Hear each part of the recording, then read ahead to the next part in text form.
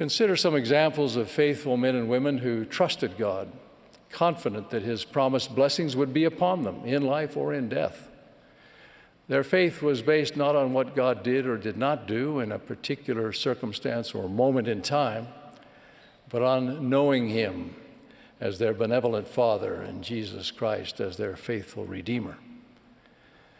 When Abraham was about to be sacrificed by the Egyptian priest of Elkanah, he cried out to God to save him, and God did. Abraham lived to become the father of the faithful, through whose seed all the families of the earth would be blessed.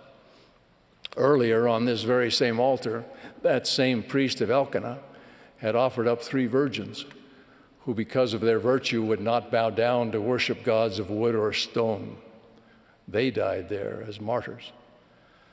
Joseph of old, sold into slavery as a youth by his own brothers, in his anguish turned to God. Gradually, he rose to prominence in his master's house in Egypt, but then had all this progress ripped away because of the false accusations of Potiphar's wife.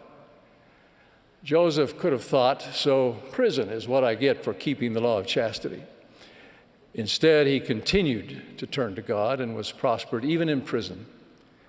Joseph suffered a further crushing disappointment when the prisoner he befriended, despite his promise to help Joseph, forgot all about him after being restored to his position in Pharaoh's court.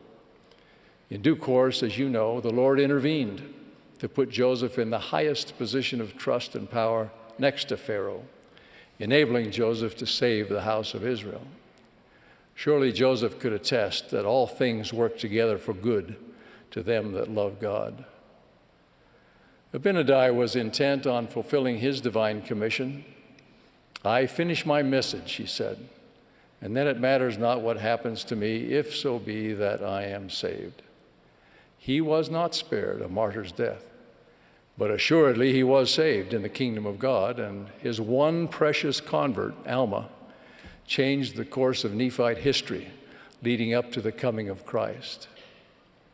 Alma and Amulek were delivered from prison in Ammonihah in answer to their plea, and their persecutors were slain. Earlier, however, these same persecutors had cast believing women and their children into a raging fire.